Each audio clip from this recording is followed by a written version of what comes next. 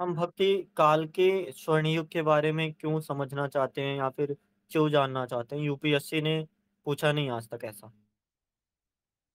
But एक चीज है ना कि जब हम रीत काल के काव्य प्रयोजन को देखेंगे कि वहां पे अपनी जो सिद्धता थी या फिर अपना शरीयत बोल लो कि इंसान नहीं, कवि जो थे राजा के दरबार में थे। तो आप सोच के देखो, एक इंसान जो राजा के दरबार में है, तो अगर वो अपनी सिद्धता नहीं साबित करेगा कि मैं आचार्य हूँ, मैं इतना बड़ा लिख सकता हूँ या फिर मैं इतना बड़ा बता सकता हूँ, तो अगर वो सिद्ध नहीं करता रहेगा या फिर बताता नहीं रहेगा कि मैं बहुत विशेष हूँ, मैं बहुत महान हूँ, तो हो सकता है जैसे दरबारी कब में आप घनानंद को ले लो, बिहारी को ले लो, केशव, मतीराम, भूषण को ले लो, तो वो जब तक अपनी सिद्धता या फिर जब तक अपनी सक्षमता सिद्ध कर पा रहे हैं, तब तक उनको राज दरबार में अलाउ किया जाएगा। और जैसे ही वो थोड़ा कमजोर किए, तो बहुत से ऐसे कवि हैं जिनको आप आचार्य की श्रेणी में या फिर आप दरबारी कवि की श्रेणी में ला दोगे। और जैसे ही दरबारी कवि की श्रेणी में लाया जाएगा, तो वहां से इंसान या फिर वहां से जो कवि होंगे, उनकी जो पॉपुलैरिटी होगी, पॉपुलैरिटी का एक आधार तो ठीक है, कह सकते हैं कि उन्होंने ऐसी ऐसी रचनाएं की कि वो पॉपुलर हो गए। लेकिन अगर बिहारी जो है राज दरबार में ना होते, तो उनकी काव्य रचनाएं उस आधार पर जैसे आप सोच के देखो, भारत है, ठीक है। अब भारत किसी कवि को रिप्रेजेंट कर रहा है सिंगापुर में, ठीक है। तो सिंगापुर में जो उसकी एबिलिटी होगी या फिर सिंगापुर में जो उसकी योग्यता होगी, वो किस आधार पर? कि भारत ने उसको प्रोत्साहित किया या फिर पीछे से सपोर्ट किया। वैसे ही जो भूषण, मान लो भूषण को लेके चलते हैं, भूषण शिवाजी के राज दरबारी कवि थे। तो जो भूषण की पॉपुलैरिटी और समाज में या फिर और जगह पे फेमस हुए, तो किस कारण से हुए? क्योंकि उनका नाम बोला जाता है शिवराज भूषण, यानी शिवाजी के भूषण जो उनके राज में रहते हैं या फिर राज दरबारी का। तो रीतिकाल में जब हम समझने जाएंगे कि ये जो कवि होंगे, तो उनका काव्य प्रयोजन का आधार ये बन के आया कि आप मुझे महत्ता दो, आप ये देखो कि हम कितने बेहतर से लिख सकते हैं। लेकिन अभी हमको थोड़ी सी बात भक्ति काल में कहनी शेष रह गई थी। जैसे हमने काव्यधारा कर ली, संत काव्यधारा कर ली, कृष्ण काव्यधारा कर लिया, सूफी कर लिया और राम काव्यधारा कर लिया। लेकिन उन काव्यधाराओं के साथ अगर हम थोड़ा सा एक आधार ये भी देख लें कि वास्तव में भक्तकालीन कवियों की क्या उपलब्धियां नहीं है, तो उपलब्धियों को हम धीरे धीरे देखते चले आए हैं। लेकिन एक अगर छोटा सा आधार बनाए, और कि सभी जो कवि थे या फिर सभी जो रचनाकार थे, उनके निचोड़ रूप को या फिर उनके सार रूप को देखते हैं कि कैसा कवि हो सकता है। तो पीडीएफ है आपके पास, जो मैंने आपको भेजा था एक, खोल सकते हो उसको। जहाँ होगा पे सर, हम कोई कर नो, रहे हैं पेज है नंबर, मैं भेजता हूँ अभी। हाँ, पेज नंबर 71 खोलो। इसमें देखो क्या क्या अभी देखो, एक चीज तो हम भक्तिकाल खत्म भी कर चुके हैं, लेकिन क्यों कर रहे हैं? क्योंकि जब अगर कभी ना कभी आ गया कि भक्तिकाल और रीतकाल में तुलना, जैसे आप देखो रीतकाल में आचार है, रीति बना रहे हैं, परंपरा बना रहे हैं, नए नए तरीके के ग्रंथ लिख रहे हैं। लेकिन भक्तिकाल में रचनाएं अभी भी धारा के माध्यम से है या फिर अभी भी किसी दर्शन के माध्यम पर रुकी हुई हैं। तो जब हम तुलना करने जाएंगे, तो ये बात थोड़ी महत्वपूर्ण होगी। तो इसको कंटेंट के नजरिए से भी सोच सकते हो, साथ साथ पढ़ने के भी नजरिए से सोच सकते हो। देखो, पातंजलि ने अपने व्याकरण महाभाष्य में एक श्रुति वाक्य का उल्लेख किया, एका शब्द सम्यक ज्ञाता सुप्रयुक्त स्वर्गे लोके काम दुभक। अर्थात कि एक ही शब्द यदि अच्छी तरह से जान लिया जाए और उसका ठीक ठीक प्रयोग कर लिया जाए, तो वह स्वर्ग में भी और इस लोक में भी मनवांछित फलों को देने वाला होता है। लेकिन ये भक्ति काल की विशेषता।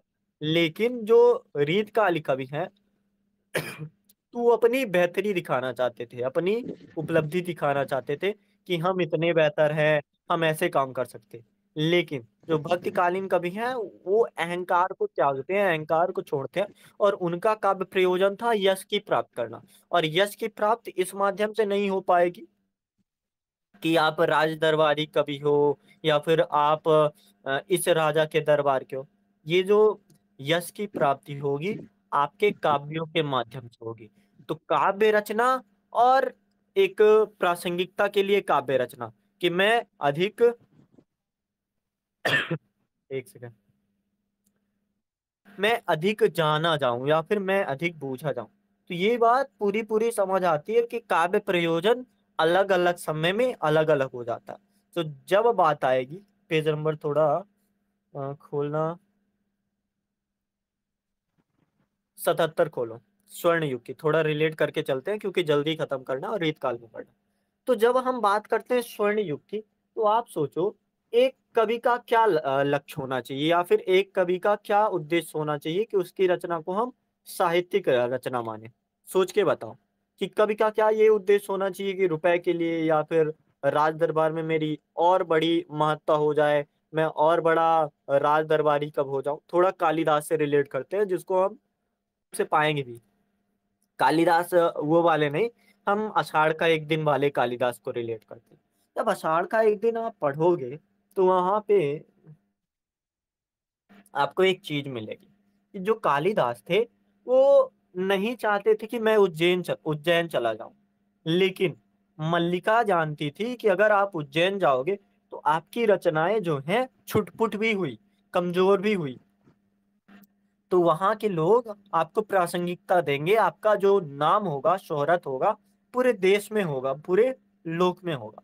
लेकिन अगर आप केवल जनता के कवि रह जाओगे, जैसे थोड़ा और रिलेट कर देंगे, शिव कुमार बटालवी को जानते हो?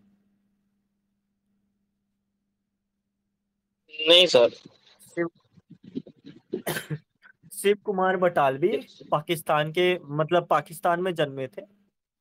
भारत को, मतलब भारत जब वो हुआ था, क्या बोलते हैं, आजाद। आजाद हुआ था, तब वो लौट कर इंडिया चले आए थे। लेकिन जब उनकी बात आती है रचनाओं की, तो उनके जो गीत थे ना, वो गीत पूरा समाज गाता था। जो इतने बेहतर बेहतर गीत लिखे हैं शिव कुमार बटालवी ने, हर कोई गाता है। लेकिन जब बात आती है उनके कैरेक्टर की, या फिर वो इंसान कैसे थे, तो हर कोई जानता था कि जो बाबा बोलते थे उनको, बाबा या फिर साहब कैसे रहते हैं, मतलब शराब के नशे में धुत पड़े हुए होते थे। तो उन्होंने अपना जीवन तो नहीं बचा पाए, लेकिन जो उनकी कविताएं थी वो जरूर बच कर रह गई। तो जब रीत काल में हम बात करते हैं, तो रीत काल के कवि आप देखोगे ना, तो बहुत से कवि ऐसे मिलेंगे आपको कि जिनकी रचनाएं तो बहुत उच्च स्तर पर है, लेकिन अगर उनके वास्तविक व्यक्तित्व को देखना चाहोगे तो उनका वास्तविक व्यक्तित्व उतना बेहतर आपको नहीं मिलेगा। क्यों? क्योंकि राज दरबारी कवि हैं, तो संयोग में लीन होना पड़ेगा, और इंसान अगर संयोग में चला जाता है एक बार, या फिर उसको कामना बोल लो, कामख्या बोल लो, उसमें चला जाता है, तो वो निकल नहीं पाता। लेकिन जस्ट आप तुलना करो भक्तिकालीन कवि से, तो भक्तिकालीन कवियों की जितनी रचनाएं प्रसिद्ध हैं, जैसी ले लो, तुलसी का तो अलग स्तर पर है, सूरदास ले लो, या फिर कबीर, तो वर्तमान समय में कबीर के दार्शनिक हम इथिक्स में भी पढ़ते हैं कबीर के दार्शनिक। तो एक रचनाकार के तौर पर भी वो इंसान बेहतर है, और एक उनकी जो कविता का आधार है उस आधार पर भी बेहतर है। तो भक्ति काल का स्वर्ण युग एक तो आपके दिमाग में आधार बना होगा। हम किसी भी काल को सर, स्वर्ण युग, हाँ, रीतिकाल में कारण था सर कि यहाँ पर जो थे राज दरबारी होते थे, तो वो सिर्फ राजा के बढ़ा चढ़ा कर बातें करते थे, राजा के बारे में बताते थे, इसलिए सर इसमें उतना अपनी भाषा को विकसित नहीं कर पाए और अपने आप को उतना विकसित नहीं कर पाए। ये भी हो सकता है क्या? नहीं नहीं नहीं, रीतकालीन कवियों की अगर बात करोगे भाषा के स्तर पर, शिल्प के स्तर पर, अलंकारिकता के स्तर पर, लक्षण ग्रंथ, वो भक्तकालीन कवियों से 100 गुना श्रेष्ठ आपको मिलेंगे। अगर मैं पूछूं कि रीतकालीन कवि केशव और भक्तकालीन कवि तुलसी, दोनों की आप तुलना करके देखो, तो शिल्प के स्तर पर केशव बहुत उच्च हो जाएंगे, केशव दास बहुत ज्यादा आचार्य हैं भाई। और आचार्य एक देखो, एक इंसान का या फिर एक रचनाकार का उद्देश्य ये है कि मैं इतना ज्यादा परिपक्व हो जाऊं, इतना ज्यादा बेहतर हो जाऊं कि मैं क्लिष्टता की भाषा में लिखने लगूं। मैं इस तरह की भाषा में लिखूं कि मेरे जो ग्रंथ हों, मेरी जो रचनाएं हों, वो किताबें बन जाएं, ग्रंथ बन जाए। तो उसकी रचना, उसकी काव्य भाषा, उसकी शिल्प बहुत अलग स्तर पर होगी। उद्देश्य की बात मैं नहीं कर रहा या फिर संवेदना की बात मैं नहीं कर रहा। संवेदना तो आपको भक्ति काल में ही मिले। अगर दर्शन की बात करोगे तो कबीर तुलसी में ही मिलेगा। लेकिन अगर भाषा, काव्य भाषा अलग चीज होती है, और जो काव्य की प्रासंगिकता होती है अलग चीज होती है। तो स्वर्ण युग किसी काल को हम उसकी प्रासंगिकता के आधार पर कहते हैं, ना कि हम काव्य भाषा के आधार पर कहते हैं।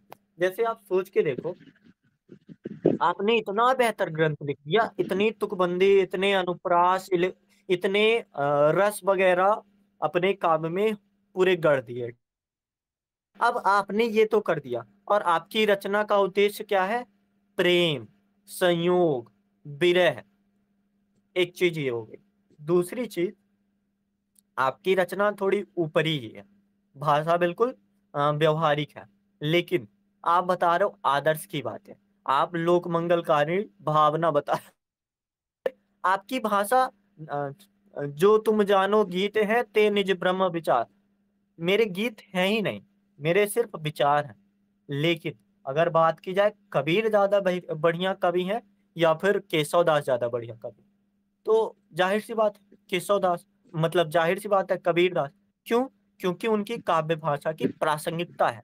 आप देखो हमारे यूपीएससी सिलेबस से रिलेटेड, यूपीएससी सिलेबस में केवल बिहारी को पेपर 2 में क्यों रखा गया? केशव को रख लेते, मतीराम को रख लेते, भूषण को रख लेते, इतने कवि आए उनको रख लेते, क्यों नहीं रखा? क्यों कम स्तर पर? क्योंकि स्वर्ण युग या फिर प्रासंगिकता के आधार पर देखोगे तो भक्ति काल 100 गुना बेहतर है। लेकिन एक स्तर पर अगर बेहतर है तो उसकी बात हम आगे करेंगे। और हमारा जो पेपर बन के आधार पर ही रीत काल का पढ़ना और समझना जारी रहेगा। तो अभी सीधे हम बात करते हैं स्वर्ण युग की। हिंदी साहित्य के भक्तिकालीन समय को साहित्यिक क्षेत्र का स्वर्ण युग माना जाता है। भक्तिकाल निसंदेह हिंदी साहित्य का स्वर्ण युग है। इस काल का साहित्य अपने पूर्ववर्ती साहित्य पर साहित्य से निश्चित रूप से उत्कृष्ट रहा। जरा बताओ कि भक्ति काल से पहले आदिकाल था, ठीक है, और भक्ति काल के बाद रीत काल है। तो अब आप देख सकते हो ये लाइन कितना साफ बताती है कि पूर्ववर्ती साहित्य जो पहले रचा, कि आप केवल चरित्रों का बखान कर रहे हो, केवल आप किस उद्देश्य से लिख रहे हो कि मैं कवि हूँ, कीर्ति लता या कीर्ति पताका, मैं अगर विद्यापति हूँ तो श्रृंगारिकता को इस स्तर पर ले जाऊंगा कि वो फूहड़ता बन जाएगी। मैं अगर रीतकालीन कवि हूँ तो लक्षण ग्रंथों को या फिर अपनी रचना को इस स्तर पर इस स्तर पर लिखूंगा कि मैं शिवराज भूषण कहलाऊं, या फिर मैं घनानंद जो कवि हैं, वो किसके दरबारी कवि थे, तो उनका दरबारी कवि के रूप में मुझे और स्वर्ण मुद्राएं लिखे। तो स्वर्ण मुद्राओं के लिए लिखना या फिर चरित्रों का बखान करना, प्रशस्तियां लिखना, दोनों चीजें उतनी उस स्तर पर नहीं आ पाएंगी जितना लोक मंगलकारी अवधारणा के आधार पर भक्ति काल आता है। अब लेकिन थोड़ा सा हम और रिलेट करते हैं। एक लेकिन बात सर मैंने बताई थी। हाँ, रीतिकल पर आधार पर सर कहें बोलिए। तो सर सोनों पर आधारित ज्यादातर मान सकते हैं, क्योंकि इसी कारण से उतना विकसित नहीं यह भी हो सकता है क्या सर कि नहीं, इस आधार पर भी नहीं कर सकते? देखो, जब हम सबसे शुरू में कर रहे थे कि किसी साहित्य को पहचानने के लिए या फिर साहित्य को समझने के लिए कितने कितने दर्शन जरूरी होते हैं, तो वहां पे हमने 5 दर्शन पढ़ा था। तो एक दर्शन तो समझ आता है कि प्रतिभाकार की कला, और उसमें से 2-3 दर्शन थे, एक ऐतिहासिक आधार, एक सामाजिक आधार। तो जब समाज आधार बदलता रहता है, जैसे देखो भक्ति काल और रीत काल को रिलेट करते हैं। भक्ति काल में क्या होता है कि इस्लाम धर्म आता है, और इस्लाम धर्म आने के कारण वो मंदिरों को नष्ट करता है, मस्जिदों, मतलब मंदिरों को नष्ट करता है, खंडन करता है लोगों का, उनके धर्मों से खिलवाड़ करता है। तो जब आपके धर्मों के साथ खिलवाड़ किया जाएगा तो आप किस तरह से काम करोगे? कि आप विरोध करोगे, आप लोगों को भक्ति आंदोलन में जोड़ने की बात करोगे। लेकिन फिर जैसे 200 साल का समय बीतता है, अब मुस्लिम जो आक्रमणकर्ता थे या फिर मुस्लिम जो लोग थे, वो स्थापित हो चुके हैं। और स्थापित किस लोग, उनका पहले से ही माइंडसेट था कि लूटो, हड़पो, विलासिता भरा जीवन जियो, बस इतना ही है। तो वहां पे जो सामाजिक परिवेश बनता है या फिर रीत काल में जो सामाजिक परिवेश बनता है, वो ऐसा दिखता है कि आप बस शिथिल भरा जीवन या फिर तटस्थ रूप से राजा भी हो। बहुत से राजा बहुत महान महान थे, आप किसी का भी नाम ले लें। लेकिन उनके खत्म होने का एक और एक सिर्फ कारण क्या बनता है, उनका विलासितापूर्ण जीवन। और जैसे ही आप विलासितापूर्ण जीवन में जाते हो, तो वो चीजें दिखती है कि आप कवियों को अब वस्तु बना लेते हो कि आप मेरे लिए गायन करो। और सिर्फ कवि नहीं थे, कवि गायन करेंगे और नर्तकियां गाएंगी। जैसे घनानंद और सुजान हो गई, सुजान नृत्य करती थी और घनानंद गाते थे। तो वही चीज है कि अब सामाजिक परिस्थितियों में कवियों का रूप हो गया मनोरंजन की बस। और जैसे ही कवियों का रूप होता है मनोरंजन की बस, तो ऐसे ही उनकी जो भाषा होती है, काव्य भाषा होती है, उसमें अलंकारिकता, झंकारिकता, या फिर कहें कि थोड़ा सा भाव गिरेगा, लेकिन जो मधुरता होगी और बढ़ जाएगी। आचार्यत होगा कि अलंकार की बात करोगे, अ, अनुप्रास लेना है, देखो अनुप्रास कितना गहरा। अन्योक्ति अलंकार की बात करोगे, ये देखो मैं बोलूंगा ये निकल के आए, तो वो और गहरे स्तर पर हो सकता है। एक सवाल आए कि आप बताओ बिहारी के काव्य में लोक चेतना बताओ, तो उनका उद्देश्य नहीं था लोक चेतना लिखना। लेकिन जब इंसान अन्योक्ति को सहारा ले, हालांकि ये थोड़ा कॉन्ट्राडिक्ट बात हो जाएगी कि मैं उनको खारिज कर रहा हूँ उनकी लोक चेतना, लेकिन मैं सिर्फ समझाने के उद्देश्य से कि अगर रचनाकार का उद्देश्य है काव्य रचना और दरबारी कवि बन जाना, तो वो अन्योक्ति के सहारे चीजें की बनाने की कोशिश करेगा। और समाज में जैसे आप सोचो, एक बात मिलती है कि जो राजा जय सिंह है, उनके लिए उन्होंने गाया अली कली में ही बिधो, जान आगे कौन हवाल। मतलब आप अभी अली कली में ही बिधे हो, नहीं पराग नहीं मधुर मधु जाने, नहीं विकास यही काल, अली कली में ही बिधो आगे कौन हवा। तो ये बातें एक तो समझ आती हैं कि वो राजा को अ, चेताने के लिए कि आप जाग जाओ, कहाँ पे आप जूझे हुए, कि ये जो विलासिता के लिए आप जी रहे हो, तो कैसे जी रहे हो। एक तो बात ये समझ आती है। पर दूसरी बात, अगर हम कॉन्टेक्स्ट में देखें, सामाजिक परिस्थिति में, कहीं लिखा नहीं है ना कहीं सोचा है, सिर्फ मेरा ऑब्जर्वेशन है कि एक जो कवि है और उसके जो रुपए आता है, अशर्फिया आती है, या फिर उसकी जो प्रसिद्धि है, राजा के कारण है। तो अगर राजा विलासिता में घुला मिला है, राजा विलासिता में पूरा लीन है, तो अगर राजा का हास होगा या फिर राजा की मृत्यु होगी, तो कवि की कविता भी अपने आप मर जाएगी। और हो सकता है जो अगला कवि आए, जैसे चाहे अकबर आ जाए या फिर चाहे शिवा, जो भी आएंगे, तो वो उनका अपना दरबारी कवि होगा। चाहे तानसेन हो जाए, चाहे भूषण हो जाए, मतीराम हो जाए, कोई भी हो, केशव हो जाए। तो एक तो समझ आता है कि इंसान या फिर रचनाकार समाज को देख के लोक चेतना लिखता है। लेकिन दूसरी चीज हमें ये भी समझ आती है कि अगर वो नहीं लिखेगा ना, तो उसकी भी रचनाओं का हास हो जाएगा। लेकिन जैसी कि की बात याद करो कि जो अगर तुम मेरी कविताओं को या फिर ऐसी कोई लाइन थी कि अगर तुम उसे पढ़ लोगे, हम सबरें दुई बोल, मैं दो बोल और सुधर जाऊंगा, या फिर मैं बोल दो बोल और सबर जाऊंगा। तो अपना संवरना और अपनी कविताओं को संवारना, दोनों अलग अलग बातें होती। और भक्ति काल इसीलिए स्वर्ण युग की संज्ञा पाता है। ठीक है, रिलेट कर पा रहे हो? थोड़ा बताओ। थोड़ा हो रहा है सर। हाँ, तो अब देखो, थोड़ा सा हम आगे बढ़ते हैं, ज्यादा गहराई में नहीं जाते। जहां पे आपको सवाल पूछना होगा, पूछ लेना बेझिझक। तो सर्वोपरि इस काल की साहित्य की प्रामाणिकता भी संदिग्ध है। मतलब ये बात कर रहे हैं कब की, जो पूर्ववर्ती काल था, यानी आदिकाल में जितने ग्रंथ थे, स्वयंभू के हो गए, पुष्यदंत के हो गए। रिलेट करोगे तो आपको कंटेंट चाहिए, ये नहीं कि आप ऊपरी तरीके से जानो। आपको थोड़ा बताना पड़ेगा। तो जो प्रमाण की बात आती है, जैसे सवाल क्यों आता है कि पृथ्वीराज रासो की प्रामाणिकता बताओ या फिर इसकी प्रमाण, वो सवाल इसीलिए आता है कि अगर आप सिर्फ प्रामाणिकता ही सिद्ध कर रहे हो तो आप तो स्वर्ण युग बन ही नहीं सकते। और चीज देखो, स्वर्ण कौन सा होगा, जो जो चीज सबसे शुरुआत में हुई, आदिकाल सबसे शुरुआत हुई है, तो स्वर्ण बनने की या फिर स्वर्ण युग बनने के चांसेस ज्यादा है। लेकिन उस चीज की अगर प्रामाणिकता उस स्तर पर नहीं दिखती है, तो वहां पे आपकी एक जो कसौटी थी कि आप स्वर्ण युग बन सकते हो, भक्ति काल जैसे आपका भी नाम हो सकता है, तो वहां पे आप थोड़े कमजोर हो जाते हो। तो यहाँ पे साफ साफ लाइन लिखी है कि सर्वोपरि इस काल के साहित्य की प्रामाणिकता भी संदिग्ध है। भक्ति काल के उत्तरवर्ती, उत्तरवर्ती मतलब बाद के, जो रीति युक्त अथवा श्रृंगार प्रधान, श्रृंगार प्रधान ये लाइन ना एक विशेषता होती है। हमने भक्ति काल में विशेषता देखी थी कि दर्शनों को महत्व दिया जाता, लोक मंगलकारी धारणा दी जाती थी, गुरु का महत्व है, ज्ञान का महत्व है, दर्शन जितने हैं द्वैतवाद से लेकर वेदांत द्वैतवाद और फिर द्वैता द्वैतवाद, तो वहां प्रासंगिकता होती है। लेकिन यहाँ पे अब किसकी प्रासंगिकता है, एक छुटपुट रस जो है श्रृंगार, आप सिर्फ उसी में लीन हो, तो बोलबाला तो रहा, लेकिन उस बोलबाले को हम ये नहीं कहेंगे सर तो स्वस्थ ये इसमें, प्रेरणाएं हो। हाँ। सर इसमें सब वीर रसों की भी प्रधानता है थोड़ा बहुत। हाँ, वीर रस की प्रधानता रीत काल में, वो लक्षण ग्रंथ है ना, तो लक्षण ग्रंथ में आपको दिखेगी, प्रधानता दिख जाती।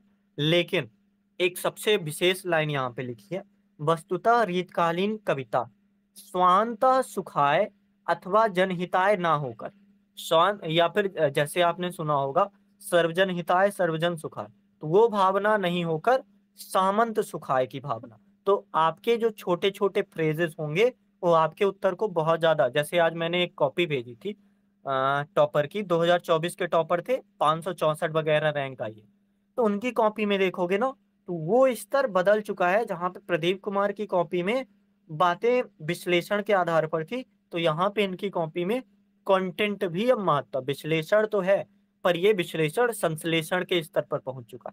तो आप उनकी कॉपी जरा देखना। तो यही चीज है, हमको थोड़े बहुत कंटेंट जुटाने पड़ेंगे। तो ऐसी बात अगर मिल रही है कि स्वांत सुखाए अथवा जनहिताय ना होकर सामंत सुखाए है, तो ये बात आप कहीं भी यूज कर सकते हो। अब बाबू सुंदर श्याम सुंदर दास क्या बोलते हैं, भक्ति काल में एक भक्त कवियों, कबीर, सूर, तुलसी, मीरा, रसखान आदि की वाणी साहित्य की सरिता अगाध रूप में बही।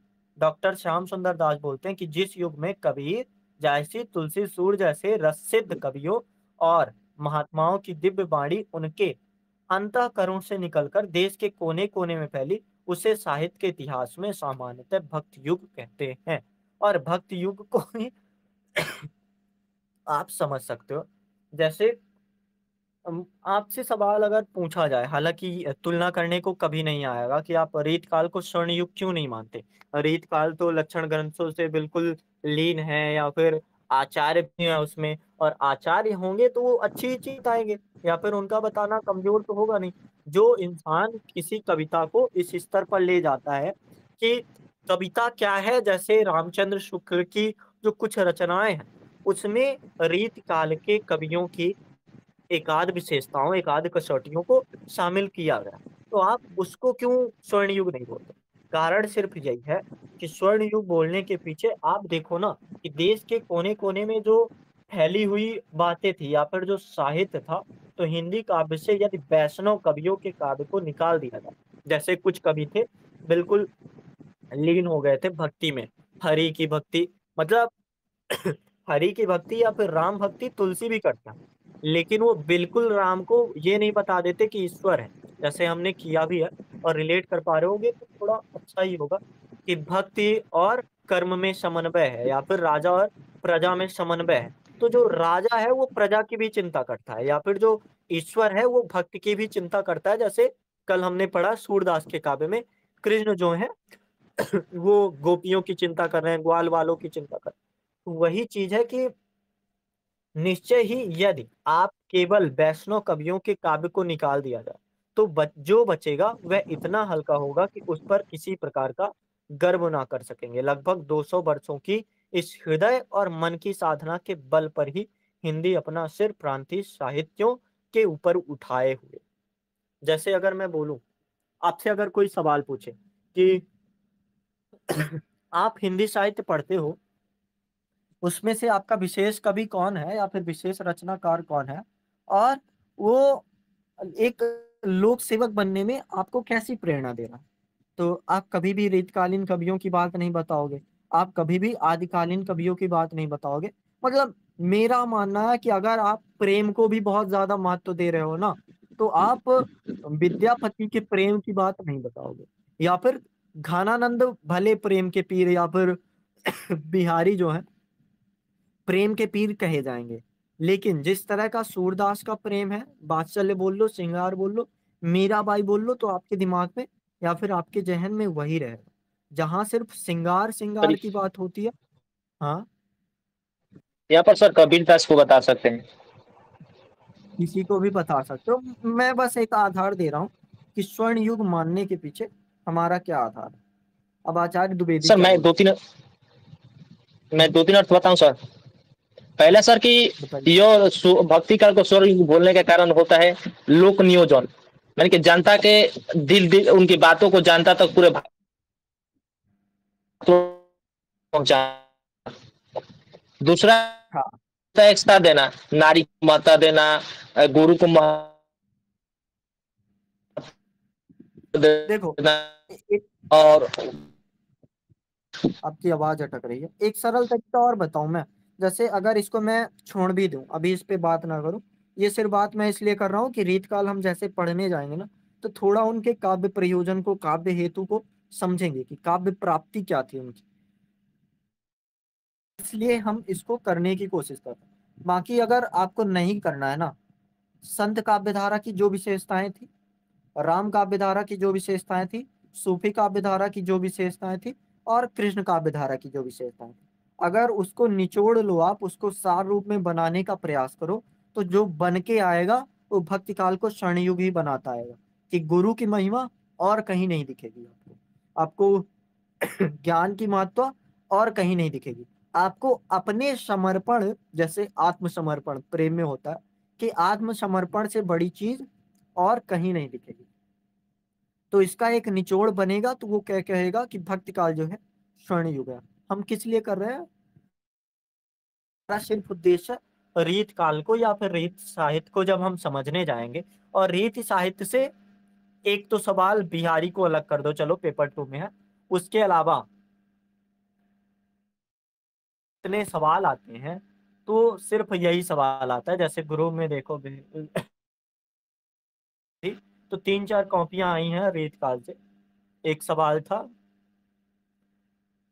कि रीत काव्य के नामकरण के आधार पर टिप्पणी करो, रीत काल के काव्य प्रयोजन की बातें करो, रीत काल के कवियों को आचार्य मानना चाहिए या नहीं मानना चाहिए, रीत काल के कवि श्रृंगारिक स्तर पर भक्ति काल के कवियों से भी श्रेष्ठ हैं, इस बात पर बातें आती हैं। तो आप देखो कि जो बात आ रही है वो थोड़ा तुलना के आधार पर या फिर तुलना नहीं भी है, तो हम बिना तुलना करे नहीं समझ सकते। तो ये तो हमारा छोटा सा आधार था। और बताओ, करना हो तो हम फिर डायरेक्ट रीत काल में ही चलते हैं। वो सर ये तो हो जाएगा, और ज्यादा कोई खास नहीं है सर।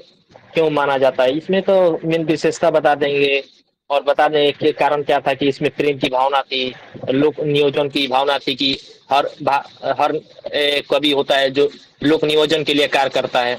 ये सब बता देंगे, हो जाएगा सर, हमको लगता है। हाँ देखो, आप थोड़ा सा एक आधार बना ही लेते हैं। आप सिर्फ बिंब बनाना कि जो मैं बोल रहा हूँ क्या वो चीजें अगर मिलेंगी, आप ऐसी कोशिश करना कि एक बिंब में एक डब्बा बनाओ, और डब्बे में जो जो मैं बातें बोलूंगा उसको डालते जाना, क्या वो बन के एक स्वर्ण युग बनेगा।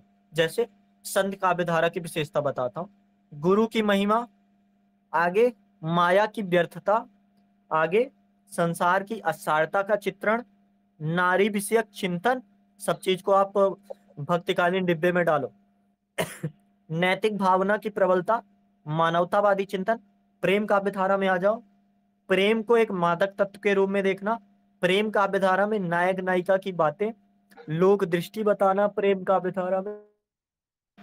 काव्यादर्श या प्रेरणा या फिर काव्य प्रयोजन, कृष्ण भक्ति का धारा में आ जाओ तो भक्त के बहुआयामी स्वरूप, या फिर गुरु की महिमा, नाम स्मरण की महत्व, जैसे सत की नाव खिवटिया सुदगुर, भव सागर तर आयो। इस गुरु ने मुझे सत की नाव मतलब सत्य की नाव में बैठाया था, मीराबाई कहती हैं कृष्ण काव्य धारा में।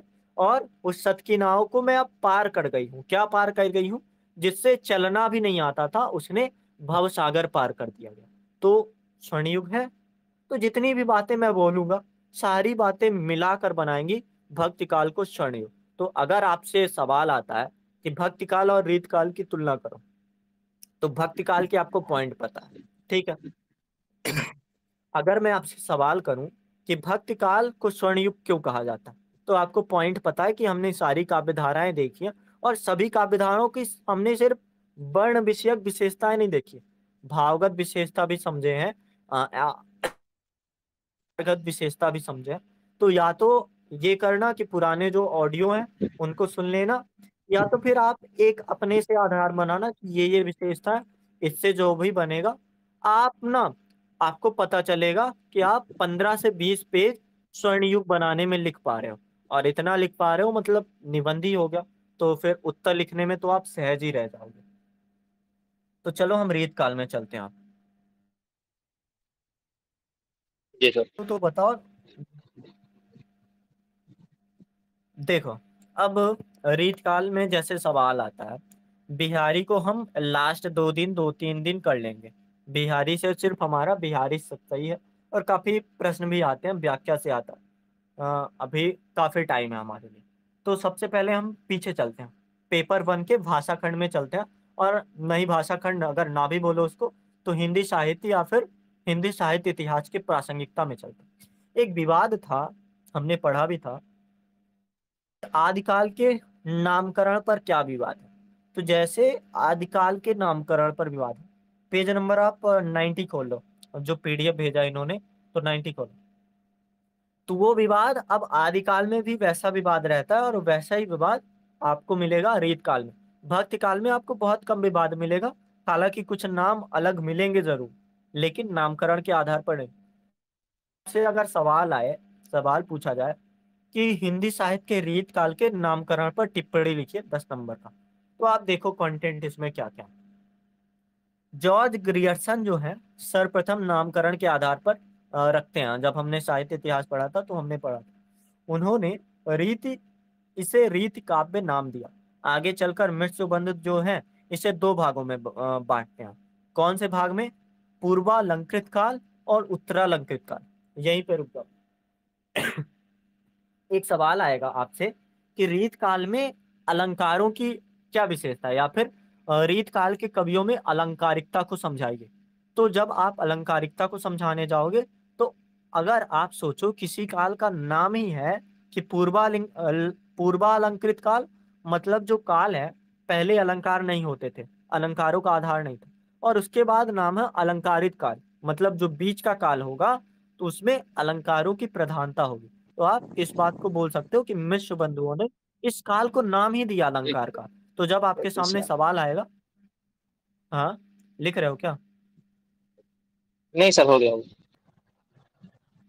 हाँ, तो आप थोड़ा सा रेफरेंस दे देना, आचार्य शुक्ल क्या करते हैं। आचार्य शुक्ल कभी भी आप देखोगे एक नाम देते हैं साफ साफ कि ये वीरगाथा काल है, भक्ति काल है, ये काल है। लेकिन जब बात आती है रीत काल की, तो आचार्य शुक्ल को भी मतभेद रहता है किसको मैं क्या मानूं, उत्तर मध्य काल मानूं या फिर रीत काल का नाम क्या सोचूं। इस काल को रस के विचार से कोई श्रृंगार काल कहे, जैसे एक चीज के आधार पर आचार्य शुक्ल काल विभाजन करते थे। कौन सा आधार है बताओ?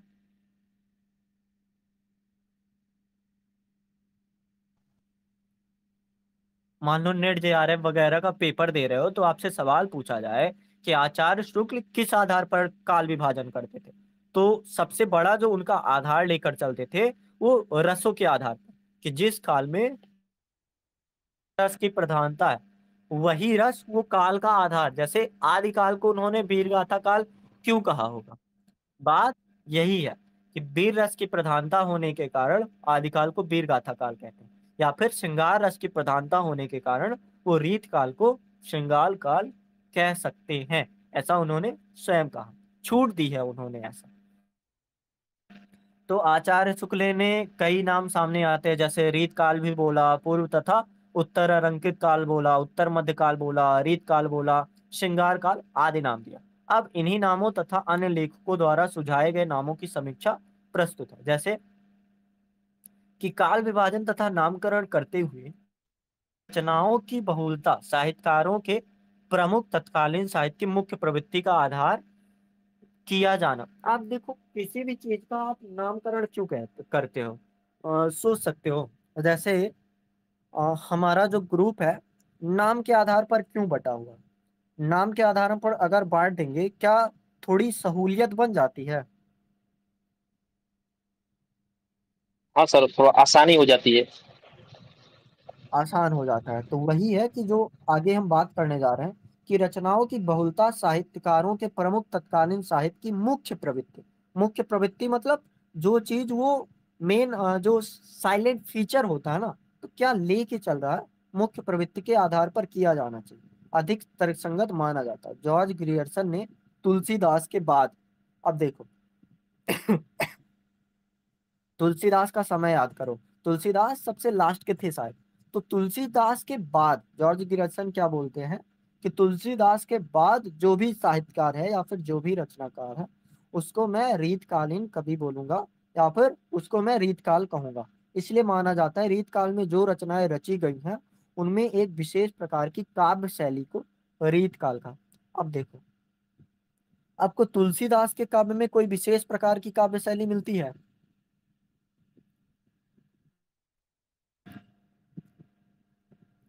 जैसे जैसे सोचो कि एक थे हमारे पुष्यदंत या फिर एक थे हमारे आचार्य स्वयंभू। ठीक है, आचार्य स्वयंभू वहां पे स्वयंभू थे या पुष्यदंत थोड़ा ज्यादा क्लियर नहीं है। वहां पे एक छह लयबद्ध छंद का निर्माण करते हैं जिसमें पहले चौपाइयां होंगी फिर दोहा होगा, जिसको पाहुड़ दोहा के नाम से वो रचते भी थे।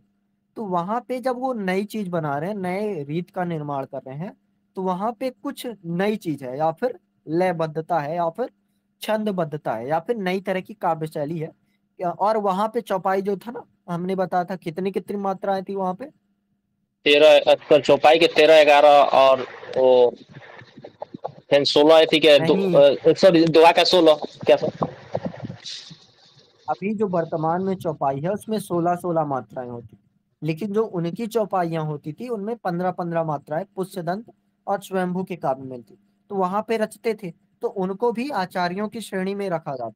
लेकिन भक्ति काल में आप देखो कोई भी रचनाकार ले, कबीर तो अलग ही कर दो, वो कहते हैं कि जुन तुम जानो गीत हैं ते निज ब्रह्म विचार। तो वो मेरे गीत है ही नहीं, जब गीत है नहीं तो फिर काव्य नई काव्य शैली छोड़ ही दो, संध्या भाषा वगैरह जो बोलना है बोल लो, छोड़ दो बाकी चीज, बात करो जायसी की।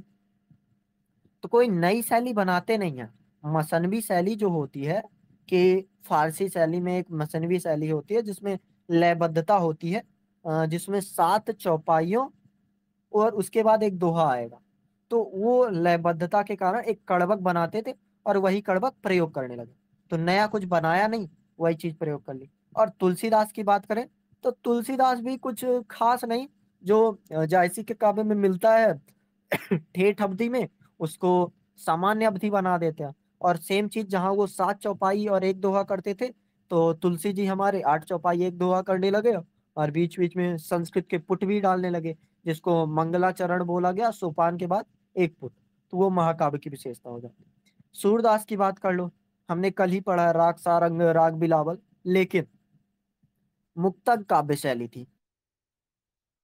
तब काव्य शैली मतलब कोई विशेष प्रकार की नहीं, सिर्फ सच्ची है, जो भी आया दिमाग में जो भी चीज रच पाए रच गई। तो अब रिलेट कर पा रहे होगे, नहीं भी पढ़ा हम कि रेत कालीन, फिर भी हम समझ पाए कि विशेष प्रकार की काव्य शैली होगी। अब दो, जब ये एक रचनाकार की विशेष प्रकार की काव्य शैली होगी, तो क्या हम उसको केवल रचनाकार बोले या फिर आचार्य बोल ले? आचार्य केशवदास, आचार्य मतराम, आचार्य भूषण बोल सकते हैं।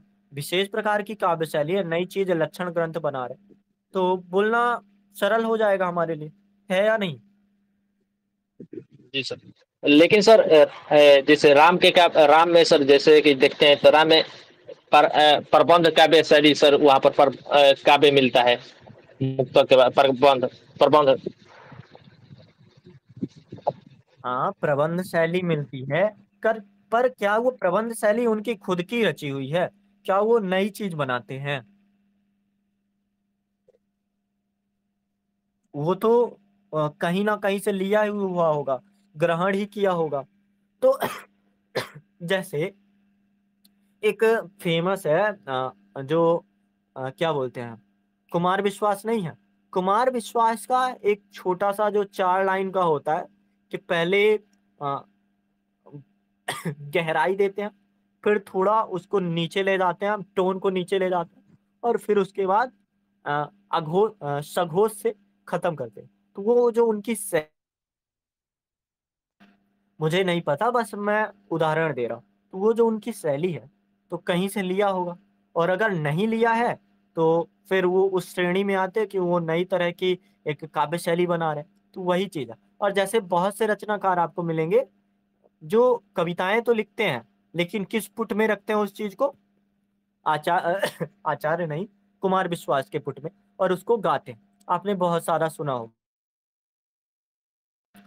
तो यही चीज हम समझने की कोशिश कर रहे हैं कि जो रीतकालीन कवि होंगे उनकी अपनी काव्य शैली होगी। और इसको हम ज्यादा गहराई से क्यों समझ रहे हैं? क्योंकि आचार्य आप अगर बनोगे तो आपकी कुछ ना कुछ विशेषता रहनी चाहिए। जैसे हम यहीं पे चिंतामण को भी समझ लेते हैं। आ, किसने लिखा था आंसर? हरीश जी ने लिखा था। हरीश जी की कॉपी देखोगे, हरीश त्रिपाठी, तो उन्होंने आचार्य शुक्ल पर 4-5 क्वेश्चन लिखे हैं। एक क्वेश्चन था कि आचार्य शुक्ल की जो रचनाएं हैं या फिर चिंतामणि में जो उनका निबंध है, वस्तु परक है या व्यक्ति परक है? तो अगर उनके नाम से पहले आचार्य शब्द आ ही रहा है, तो क्यों ना हम उसको व्यक्ति परक मान लें कि आचार्य स्वयं है वो, तो नई तरह की शैली बनाएंगे। और नई तरह की शैली अगर बनाएंगे तो व्यक्ति परक के लक्षण तो होने जायज सी बात है। तो हम सिर्फ भरीत काल को नहीं समझ रहे हैं, हम थोड़ा आचार्यत को भी समझ रहे हैं कि आचार्यत की क्या क्या लक्षण होते हैं या फिर क्या क्या कसौटियां होती है। आगे बढ़े, इतना समझ चुके हो? हाँ सब समझ गए। अब देखो वो सब बातें छोड़ो, हम डायरेक्ट रमाशंकर शुक्ल रसाल के बारे में देखते हैं। रसाल जी क्या बोलते हैं कि रीत काल का नाम कला काल माना है। कला काल से तात्पर्य उस काल से है जिसमें हिंदी क्षेत्र में पानी पी लो।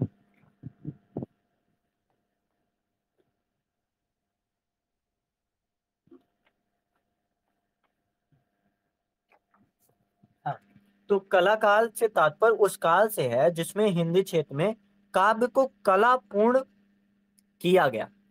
काव्य को कला एक चीज होती है ना, काव्य कला। जैसे काव्य 3-4 आधार पर होता है। सबसे पहली चीज समझ लो काव्य हेतु, और काव्य हेतु समझ लेना हमें रीत काल को समझाने के लिए अधिक सरल हो जाएगा। मैंने शायद नोट्स लिखा था कॉलेज टाइम पे, एक सेकेंड। क्या था? काव्य हेतु बोला है ना? काब हाँ सर काव्य ऐसे बोल रहे थे।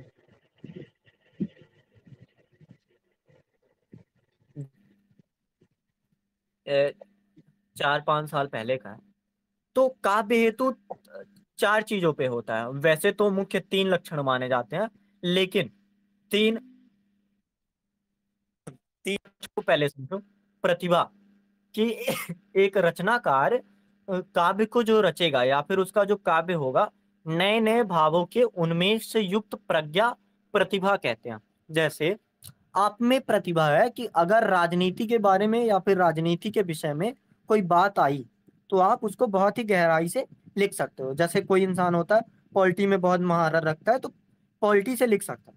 कोई इंसान जो है अगर श्रृंगार की रचनाएं, रीत काल से रिलेट कर श्रृंगार की रचनाएं बहुत अलग स्तर पर लिख सकता है। वो दुख को बोलता है कि मेरे जो आंसू हैं वो गहरी धाराओं जैसे हैं, जिनका रुकना वापस लौट लौट के ज्वार भाटों की तरह लौट लौट के आता है। और ऐसी रचनाएं आपको दिखेंगी बहुत जगह पे है। तो अगर किसी चीज ने या फिर एक रचनाकार की प्रतिभा है कि वो जन्मांतर से जो चीज लेके आया है कि ऐसी रचना लिख सकता है। जैसे कोई इंसान सामने से तो बहुत खुशी है, लेकिन अगर उसको बोल दो कि दुख भरी कविताएं लिख ले, जैसे अरिजीत सिंह को देख लो।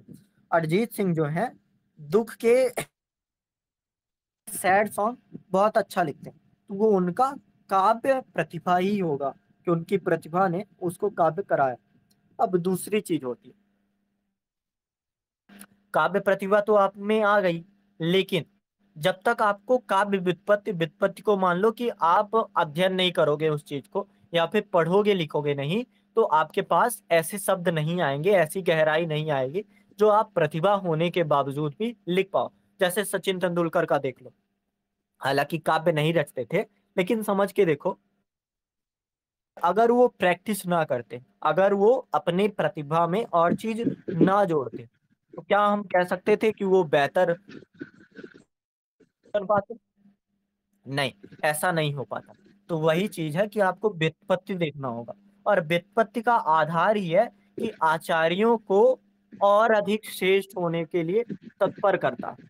जो आप देख रहे हो कि मैं अलंकार काव्य मानता हूँ या फिर कलाकार मानता हूँ, तो जब उनमें कला है तो कला को वो व्युत्पत्ति किस तरह से कर रहे हैं, वो नई नई चीजें पढ़ रहे हैं। और जो पुरानी चीज लक्षण ग्रंथ थे या फिर वांग्मय था या फिर पुराना साहित्य था, तो उनसे जो लक्षण है वो भी देख रहे हैं, साथ साथ अपनी रचनाएं भी बनाते चले जा रहे हैं।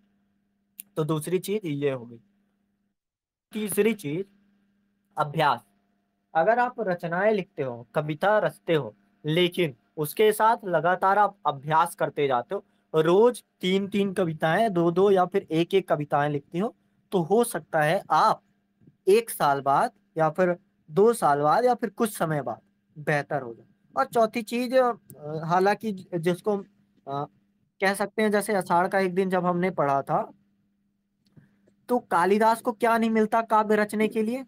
ज्ञान तो है, कला तो है, अध्ययन व्युत्पत्ति तो है, लेकिन एक चीज नहीं मिलती उसको, समाधि। मतलब अच्छी जगह जहां पे वो सुकून के साथ, शांति के साथ रचनाएं लिख पाए। तो काव्य रचने के लिए ये भी जरूरत होती है। तो आप सोच के देखो, अगर आप दरबारी कवि हो, आप मान लो मतीराम हो या फिर आप बिहारी हो, और आपको बोला जा रहा है कि मैं, सामने राजा बैठा है, सामने नर्तकी बैठी है, और बहुत से लोग गाना सुनने आए, और आपको बोला जाए कि लोक मंगलकारी अवधारणा से जुड़ी हुई रचना लिखे, तो उस तरह की जब सामाजिक परिस्थिति नहीं है या फिर उस तरह की जब समाधि नहीं है, शांति नहीं है, तो मैं वैसी रचनाएं कैसे कर पाऊंगा? तो इस चीज को चाहे आप गहरे स्तर पर समझो या फिर चाहे उथले स्तर पर समझो, बात यही है कि जो कला काल्य है ना, कला पूर्ण किया, अर्थात उसमें काव्य के चमत्कृत एवं चातुर्यपूर्ण गुणों को ध्यान में रखकर रचनाएं की गई। साथ ही कला के नियम से संबंध, अब देखो नियम भी आ गया। अभी तक आपको तुलसी में नहीं मिलेगा, सूर में नहीं मिलेगा, लेकिन यहाँ पे नियम से संबंध रखने वाले रीत या लक्षण ग्रंथों की रचना हुई। इस नाम के देने में रीतकाल काव्य के बाह्य पक्ष पर तो प्रकाश पड़ता है, पर उसकी एक बड़ी विशेषता श्रृंगारिकता की उपेक्षा हो जाती है। मतलब आप अगर कलाकाल की बात करोगे या फिर कलाकाल नाम दोगे, तो एक बात तो समझ आती है कि नए नए तरह के लक्षण ग्रंथ लिखे जाते हैं या फिर जो परिपक्वता होती है, नियम से संबंधित बातें लिखी जाती है। लेकिन आप सोच के देखो, प्रेम में क्या किसी भी तरह का नियम, किसी भी तरह के कायदे उतने बेहतर हो सकते हैं। और प्रेम से जुड़ा हुआ काव्य है श्रृंगारिकता, तो वहां पे आपको उस चीज से नीचे उतरना पड़ता है। तो जब कलाकाल नाम दोगे, तो जैसे अगर नामकरण पर विवाद या फिर नामकरण पर टिप्पणी देने की बात है, तो वहां पे आपको ये चीजें थोड़ी बतानी होंगी। क्या भेजा है? गुणा अलंकारों सहित शब्दार्थों दोष वर्जित हो। हाँ, ये वो थोड़ा गहराई की बात हो जाती है। फिर आप जब MA BA करोगे, तो भामा ने क्या कहा, दंडी ने क्या कहा, बामन ने क्या कहा, तो वो बातें छोटी हैं।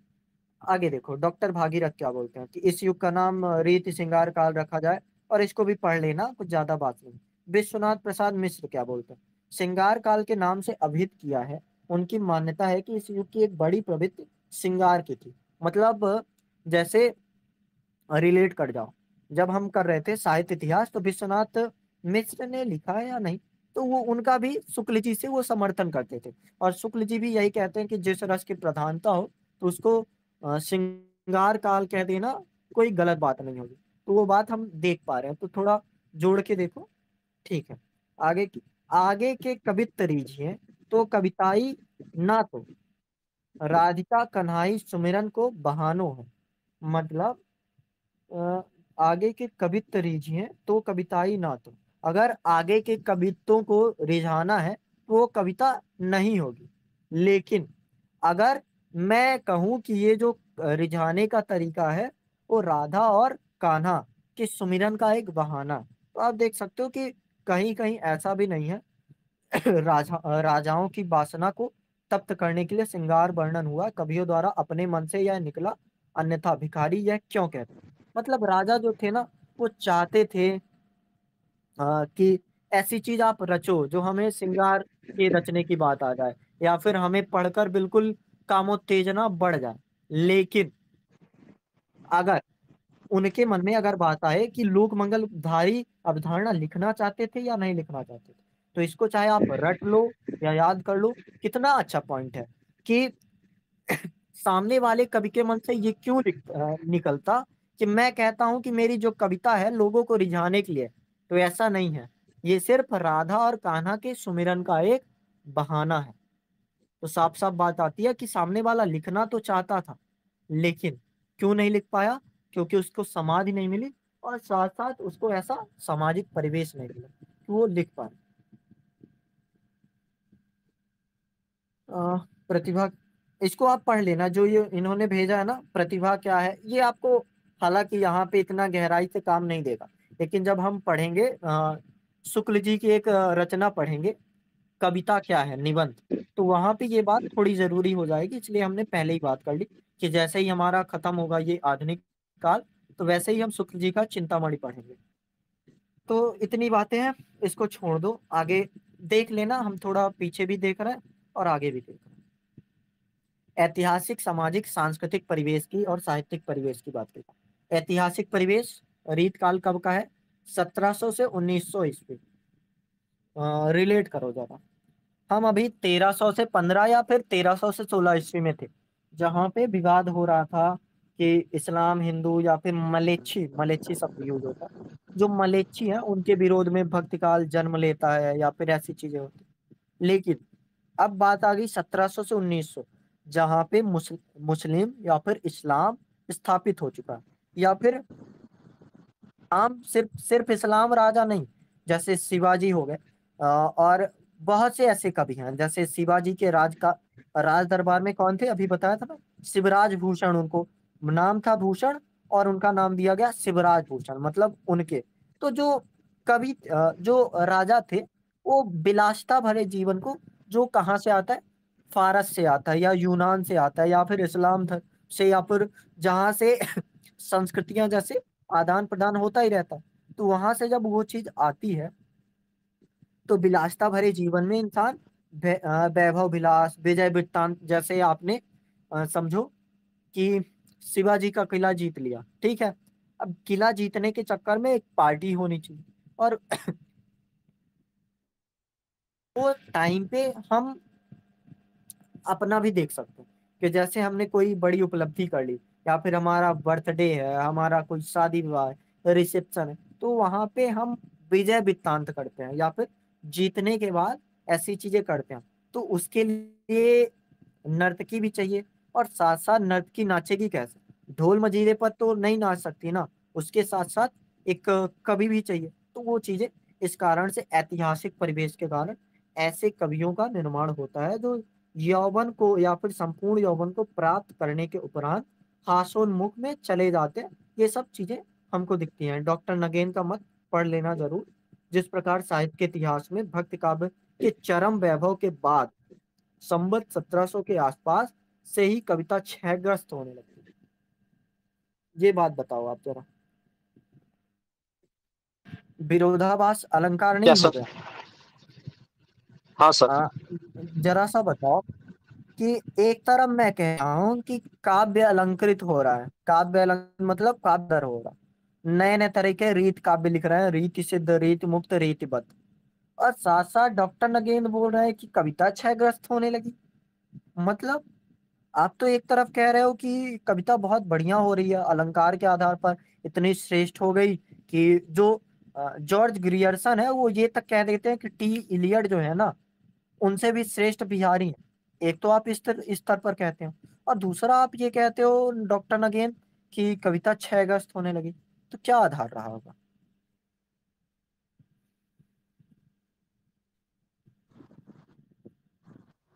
बताओ।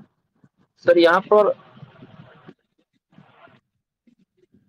बोल सकते हैं कि यहाँ पर जो मुगल साम्राज्य छोटे छोटे बिखरने लगे, जिसके कारण वहां पर उनकी कविताएं, जैसे आपने पहले बताया कि कभी यहाँ पर बताया कि अगर जो क्या नाम था, हाँ सर, जो राजा थे वो विलासितापूर्ण जीवन जीना चाहते थे, लेकिन कभी भी अगर यहाँ पर मुगल साम्राज्य बटने मैंने छोटे छोटे टुकड़ों में टूटने लगा, तो वहां पर अगर औपनिवेशिक शासन था, तो यहाँ पर सर बता सकते हैं कि वहां पर भी कवियों के टूटने के कारण यहाँ पर कविता टूटने लगी, बोल सकते हैं सर। हाँ, सही सही पकड़े हो। एक लाइन आपको याद है? किसकी है? शायद अ, जिसको ना निज गौरव तथा निज देश का अभिमान है।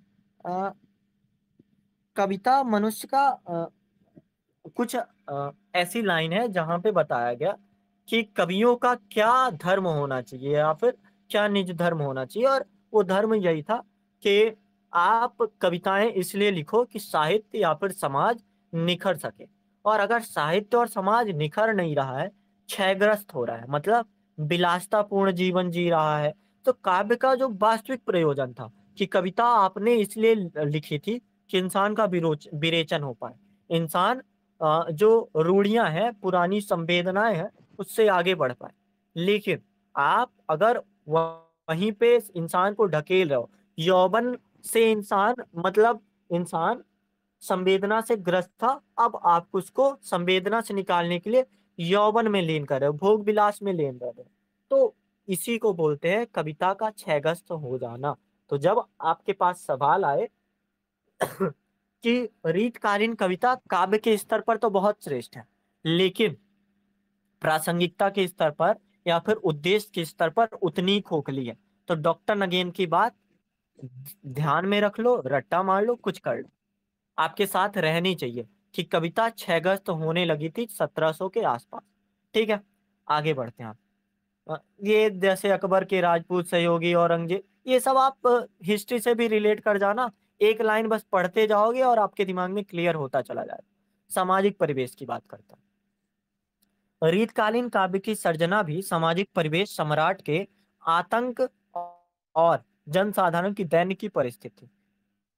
तो सम्राट थे सामाजिक परिवेश के या फिर जनसाधारण की दैनिक की परिस्थितियां थी, तो उसके कारण ऐसे काव्य की सर्जना, सर्जना मतलब रचना होने लगती है।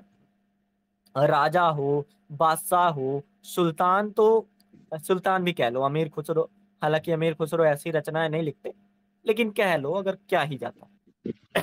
उनका जो प्रभुत्व था, शासक वर्ग था जो शासन को चलाने वाले थे, दूसरे गरीब, किसान, व्यापारी, दुकानदार थे।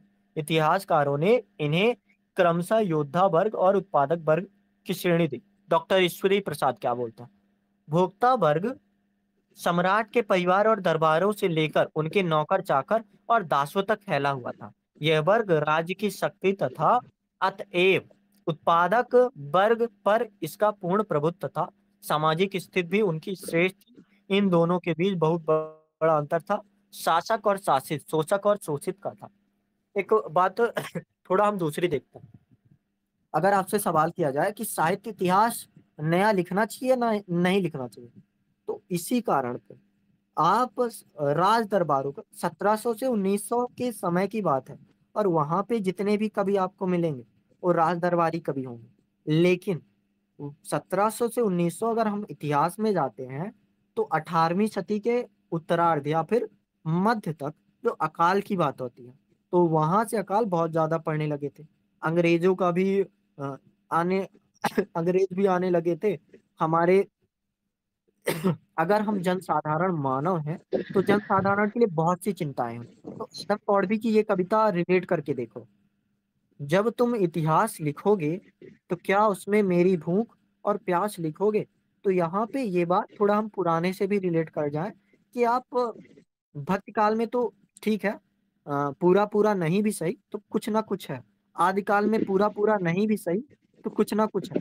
लेकिन जब आप रीत काल में बात करते हो, तो रीत काल में जो भोक्ता वर्ग होता है ना, ये शोषक वर्ग को बिल्कुल कुचल देता है। और बिल्कुल कुचल देने पे ना तो वो समाज में आ पाते हैं, और समाज में अगर नहीं आ पाए तो साहित्य में कैसे आ पाएंगे। और फिर आचार्य शुक्ल की हमको बात याद आती है कि साहित्य जो होता है ना, जनता की चित्रवृत्ति का प्रतिबिंब होता है। और अगर आप उस प्रतिबिंब को ही मिटा दोगे, उस जनता को ही मिटा दोगे, तो वास्तव में वो जो साहित्य होगा, साहित्य हो ही नहीं पाएगा।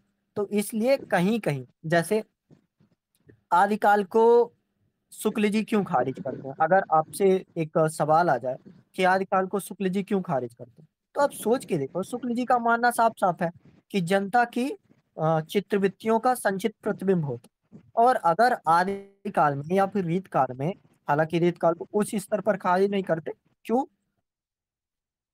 यहाँ पे अलंकारिकता दिखने लगती है, सामाजिक परिवेश के आधार पर दिखने लगता है कि हाँ, कवियों का ये उद्देश्य था, काव्य प्रयोजन ऐसा है। लेकिन आदिकाल को पूरी पूरी तरह से जो सिद्ध और नाथ साहित्य है उसको खारिज करने का सिर्फ उद्देश्य यही है कि आप इतने आगे बढ़ चुके हो कि आप जनता की चित्रवृत्तियों को देखते ही नहीं हो।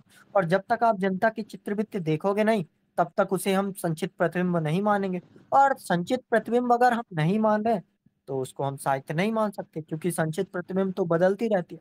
तो आपने समय तो बदला, आप सिद्ध से नाथ में पहुंच गए, लेकिन आप वो चित्रवृत्तियों को नहीं बदलते। तो जब आपसे सवाल ऐसा आएगा, तो आप अपने दिमाग को तैयार रखना कि ये बातें और ये चीज हो सकती है। अब लास्ट बात आ जाओ, सांस्कृतिक परिवेश। ये सब पढ़ लेना आप, इतना गहरा नहीं है, बस समझने के स्तर पर है। जो पुरानी बातें हमने पढ़ी थी उन्हीं को जोड़ते चले जाना। सांस्कृतिक परिवेश, तो धार्मिक सांस्कृतिक स्थिति भी अत्यंत शोचनीय थी। अकबर, जहांगीर, शाहजहां की उदारतावादी नीति तथा संतों और सूफियों के उपदेश के कारण हिंदू और इस्लाम। अब देखो, अकबर, जहांगीर, शाहजहां, औरंगजेब क्यों नहीं लिखना है, क्योंकि औरंगजेब 1707 का, और औरंगजेब की नीति कभी भी उदारतावादी नहीं रही है। आप देखोगे औरंगजेब अपने भी धर्म को खारिज कर रहा है भाई। वो मतलब इस स्तर पर है कि उसका धर्म से उतना खास संबंध भी नहीं है। तो इसलिए जो उदारवादी नीति थी, तो संतों और सूफियों के उपदेश के कारण हिंदू और इस्लाम संस्कृतियों के निकट जाने का उपक्रम मिलता है। जैसे जायसी के काव्य में आपको मिलेगा, आपको सूफी काव्यधारा में जितने रचनाकार हैं, या फिर जैसे एक मृगवती रचना है और बहुत से रचनाकार, तो उनमें मिलेगा। लेकिन अब औरंगजेब की कट्टरता के कारण इस प्रकार के जो आयोजन चल रहे थे, या फिर इस प्रकार का जो समन्वय चल रहा था, वो समाप्त हो चला था। भक्त काल में काव्य की जो चार धारा है, चार धाराएं कौन कौन सी। संत सर, संत काव्यधारा, निर्गुण संत काव्यधारा हो गए, भक्ति काव्यधारा, कृष्ण भक्ति काव्यधारा, संत संत निर्गुण सर, संत का सद्गुण हाँ, और निर्गुण के आधार पर दो दो सर बटा हुआ था। तो ये जो काव्य धाराएं थी, ये सारी काव्य धाराएं समाप्त हो चुकी थी। और इंसान का मेन काम था क्या था, अभी जो हमने शुरू में लाइन पढ़ी थी कि स्वांत सुखाय की बजाय सामंत सुखाए हो गया था, और सामंत सुखाए हो गया था। तो ये चीज है। आ, क्या नहीं समझ आया बताओ जरा, क्लियर ही कर लो। देखो, अ, मैं बताता हूँ पहले, फिर अगर फिर भी नहीं समझ आया तो बताना। जब हम रीत पढ़ रहे हैं, तो रीत काल पढ़ना एक काव्य के उद्देश्य से, या फिर कहें कि साहित्य के उद्देश्य से उतना जरूरी नहीं है। क्यों जरूरी नहीं है? कि यूपीएससी ज्यादा प्रश्न भी नहीं देता, प्रश्न देता है तो सिर्फ बिहारी से देता है। और बिहारी से 3 बार पूछ चुका है, लोक चेतना के कवि बिहारी के बारे में बताओ। तो साहित्य का मतलब होता है सा का हित या फिर समाज का हित।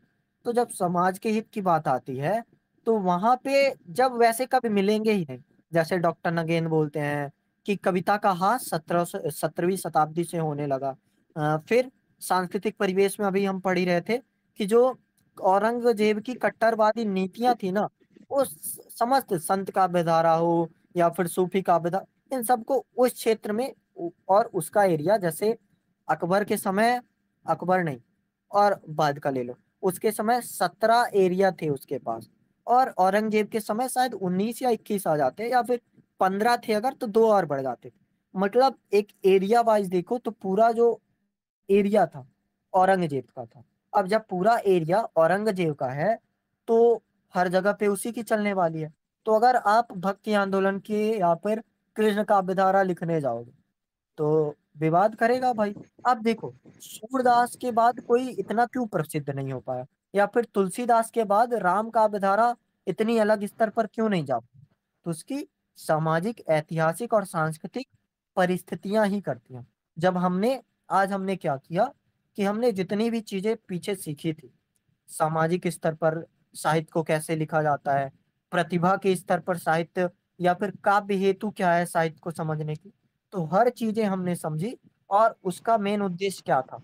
आपके पास सवाल आएंगे कि रीत काल के आचार्यों की बात करो, और आचार्यों की बात करने जाएंगे और सिर्फ हम नाम गिना के चले आएंगे, तो अच्छी बात नहीं होने वाली ना। आचार्य को अगर बताना है, जैसे अगर आपसे बोला जाए कि आचार्य रामचंद्र शुक्ल के बारे में आप निबंध लिखो, और रामचंद्र शुक्ल के बारे में आप निबंध लिखने जाओ कि इन्होंने लोभ लिखा, इन्होंने क्रोध नामक रचना की, और इन्होंने बहुत सी आलोचना की, तो ये बात छोड़ी खोखली पड़ जाएगी। जब आप किसी आचार को विश्लेषित करने चाहते हो, तो उस बारे में थोड़ा बैकग्राउंड नॉलेज ले लेना बहुत जरूरी है। आज का जो सेशन था, वो हो सकता है 1-2 क्वेश्चन बनाए कि भक्ति काल स्वर्ण युग क्यों है, और रीत काल के नामकरण पर टिप्पणी लिखो। बाकी और क्वेश्चन नहीं बनाएगा। बाकी क्वेश्चन कल ही हम करने वाले हैं। लेकिन आज लेकिन सिर्फ सर आधार था। हाँ। बेसिक अंडरस्टैंडिंग पहले से बेहतर हो गई सर, समझने के पीछे के भी रिलेट करके चलते रहे। हाँ, पीछे का भी रिलेट करके चल रहे हैं। और मेन चीज मैं सिर्फ यही समझाना चाहता था कि अगर आप पीछे की जो बातें हैं साथ साथ लेके चलोगे, तो आगे जब पढ़ोगे तो बहुत ही सरल होगा। जैसे मुझे समझ आ रहा है कि जो मेरी पीछे की बातें, हमने आचार्य शुक्ल का देखा कि इसको हम क्यों बोलते हैं कि साहित्य जो है जनता की संचित चित्तवृत्तियों का प्रतिबिंब है। तो आज मुझे समझ आ गया कि इस कारण हम बोलते हैं कि हमने जो संचित चित्रवृत्तियां थी, तो पहली बात तो संचित क्रिया ही नहीं, जब संचित ही नहीं किया तो चित्रवृत्तियां मिलेंगी कैसे? और जब चित्रवृत्तियां मिलेंगी ही नहीं, तो उसको हम संवेदनात्मक स्तर पर साहित्य नहीं बोलेंगे, केवल अलंकारिकता के स्तर पर, आचार्यत्व के स्तर पर, इस स्तर पर हम साहित्य बोल सकते हैं। तो आज का आधार सिर्फ इतना था। बताओ अगर अब नहीं समझ आया तो।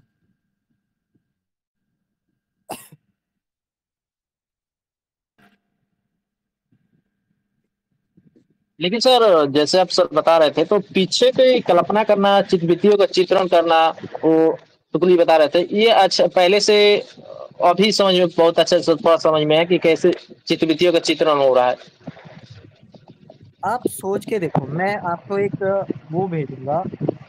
मैं सिर्फ इसलिए नहीं भेजना चाहता, आचार्य शुक्ल का कोटेशन है, मतलब लगभग 10-15 पेज का, सिर्फ आचार्य शुक्ल का कि उन्होंने जैसे मनु भंडारी के बारे में क्या कहा, या फिर इनके बारे में क्या कहा।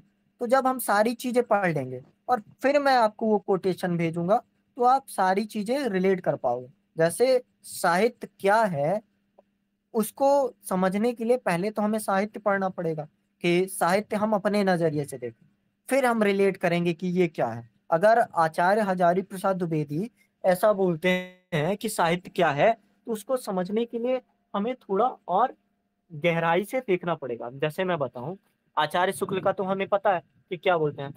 तो आचार्य हजारी प्रसाद द्विवेदी क्या कहता है, रिलेट करना, ठीक है। Okay sir. साहित्य मानव जीवन से सीधा उत्पन्न होकर सीधे मानव जीवन को प्रभावित करता है। साहित्य में उन सारी बातों का जीवंत विवरण होता है जिसे मनुष्य ने देखा है, अनुभव किया है, सोचा है और समझा है। अब आप रीत काल से रिलेट करके देखो, मनुष्य ने क्या देखा है कि अगर मैं रीतकालीन कविता, सिंगारिक कविता नहीं लिखूंगा तो मुझे रुपए नहीं मिलेंगे। जैसे इस कवि को राज दरबारी कवि की संज्ञा से हटा दिया गया है, वैसे ही मुझे हटा दिया जाएगा। तो साहित्य उन बातों पर बनेगा। साहित्य अनुभव पर बनेगा, सोचा क्या सोचा गया उस पर बनेगा, क्या समझा गया उस पर बनेगा। सोचा गया है, कैसे आप सोच पाओगे? प्रतिभा के आधार पर सोच पाओगे। कैसे समझा जाएगा? आप, जैसे अभी हम काव्य हेतु देख रहे थे ना, तो कैसे समझा जाएगा कि आपकी जितनी ज्ञान होगी। जैसे अगर मैं बोलूं कि मुझे गहरी बातें जानना अच्छा लगता है, तो एक तो आप उसको लाइन के तरह पे देखोगे अगर आपने वैसे देखा। दूसरी बात, अगर आपको भी गहरी बातें जानना अच्छा लगता है तो आप उस चीज को उस तरह से देखोगे। तो इंसान जिस चीज को या फिर जिस साहित्य को जिस तरह से देखेगा, वो मानव जीवन से ही सीधा उत्पन्न होगा। और मानव जीवन से अगर सीधा उत्पन्न हो रहा है तो सीधे मानव जीवन पर ही जाएगा। तो अब इस चीज को या फिर इस बात को हम रीत काल से भी रिलेट कर सकते हैं। अगर तुलसीदास ने देखा है कि हिंदू मुस्लिम अलग हो रहे हैं, तो वो साफ साफ लिखेंगे कि मांग के खइबो मसीत में सोइबो, लेबो को एक न देबो को दो। जो चीज आप देख रहे हो, जो चीज आप समझ रहे हो, वहीं से सीधा आएगा। और फिर आचार्य हजारी प्रसाद द्विवेदी साहित्य सहचर, हम रिलेट कर पा रहे हैं कि क्या बात है।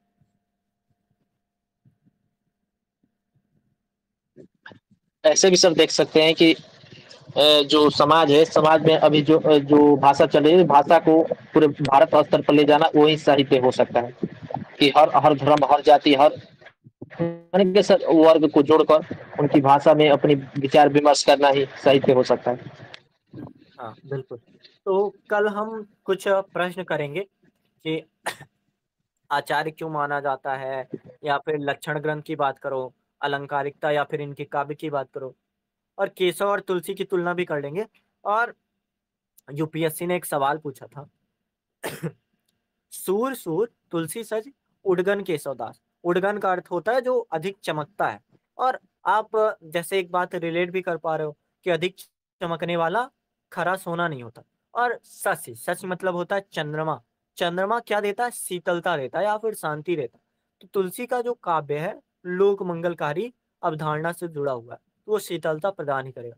सूर सूर मतलब सूरदास जो है, सूर है मतलब सूर्य है। और सूर्य का क्या काम होता है कि वो लोगों को प्रकाश देते हैं। जैसे आप देखोगे, सूरदास स्वयं अंधे थे, लेकिन उन्होंने प्रेम के आधार पर बताया। जैसे सबसे गहरी लाइन अगर एक अक्षर में बोला जाए कि सूरदास सूर कैसे हैं या फिर सूर सूर कैसे हैं, तो मैं सिर्फ एक लाइन बोलूंगा कि जहां हर कवि या फिर हर रचनाकार भक्त काल में सिर्फ ये बात कह रहा था कि आप ज्ञान के माध्यम से इस माया रूपी टाटी को हटा पाओगे, तो वहीं वो द्वैतावाद तक जाते हैं और बोलते हैं कि ज्ञान से तो वास्तविक घमंड का स्तर आता है। आप ज्ञान करने जाओगे तो हो सकता है कि आप अभिमानी हो जाओ।